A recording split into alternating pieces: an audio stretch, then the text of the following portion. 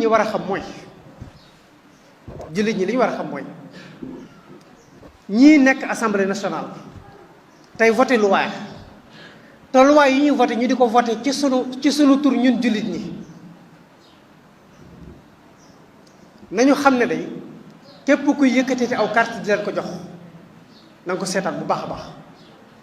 ndax nit kuy xeex diine mbokk yi nit kuy lawal ak mbon képp ku ko dooleel bu lawalee ak mbon googee mu lawal dañ ci am bakkaar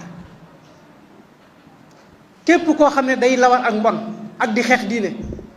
képp ku koy jox say carte ba mu am possibilité mën a xeex diine mën a lawal mbon lépp lu mu def ci bakkaar yéen a koy bokk.